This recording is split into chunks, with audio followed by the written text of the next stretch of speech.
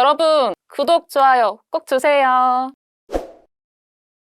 지난해 서울 오피스 평균 명목 임대료가 역대 최고 상승률을 기록하며 투자자의 관심을 끌고 있죠. 싱가포르계 자산운용사 캐펠이 서울역 인근 오피스 빌딩 T타워 매각 작업에 착수했는데요. 캐펠은 T타워 매각을 위해 최근 존스 랑라사를 주관사로 선정했습니다. 캐펠은 그동안 여의도 파이낸스타워, 신도림 쉐라톤 디큐브시티 호텔 등 많은 국내 부동산에 투자하며 지난 2019년 T타워를 2,526억 원에 인수했는데요. T타워는 28층 A급 오피스로 필립스, SK 커뮤니케이션즈 등이 입주했죠. 당분간 프라임 오피스 빌딩을 중심으로 임차 수요와 임대료 상승세는 이어질 것으로 보이는데요. 부동산 화랑 속 T타워 매각이 눈길을 끄는 이유겠죠. 자세한 내용은 한양대 이정환 교수에게 물어봤습니다.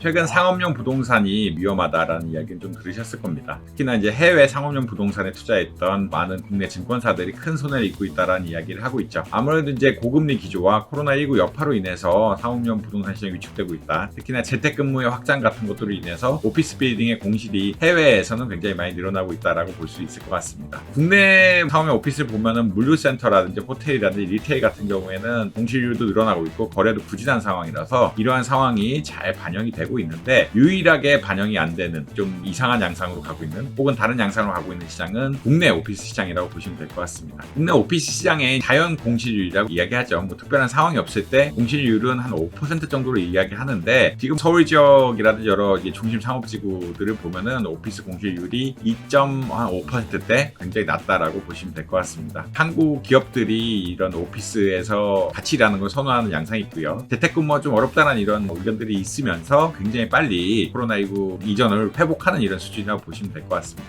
특히 강남권에 대해서 굉장히 수요가 늘고 있다는 걸 보시면 될 것 같고요. 강남권 최근 공실률 보면 2%대 아래로 거의 내려가고 있다. 중심구, 중구 이런 지역의 공실률은 한 3%까지도 올라가기도 했는데 강남은 거의 1.8%. 여러 지역 중에서 1% 기록하기 쉽지 않은데 가장 낮은 공실률을 기록하고 있다라고 아마 보시면 될 것 같습니다. 여러 가지 요인이 있는데 아무래도 아까 말씀드린 한국 기업의 요인, 한국 기업이 이제 재택근무를 비교적 선호하지 않는 요인들이 하나가 있고요. 그리고 이제 아무래도 거처들이 이제 시내 중심이다 보니까 꼭 재택근무를 할 필요성도 좀 낮아지는 이런 상황이다가 하나 있을 수 있겠습니다. 두 번째로는 이제 공급이 많이 되지 않는 이런 상황들이라고 보실 수 있을 것 같은데 중심 상업지구라든지 강남권에 있어서 새로이 빌딩이 올라가는 게 많지 않고 이에 따라서 공급이 부족하기 때문에 지속적인 기업의 수요에 비해서 공급이 부족한 상황에서 공실이 줄어들게 되고 오피스 빌딩의 가치를 유지하고 있는 이런 양상들은 보이고 있다라고 보시면 될 것 같습니다. 그럼에도 불구하고 아직까지 이 오피스 빌딩 역시 거래가 활발한 건 아니고요. 거래가 활발하지 않은 근본 이유는 아무리 오피스의 가치가 높다고 할지라도 자본 조달은 쉽지 않은 상황이기 때문에 고금리로 굳이 빌릴 상황은 아니기 때문에 이런 현상들이 나타나지 않느냐 이렇게 평가들을 많이 하는 것 같습니다. 빌딩을 살 때 이제 레버리지를 안 일으키고 사는 일은 없기 때문에 거래 자체가 활성화되는 거는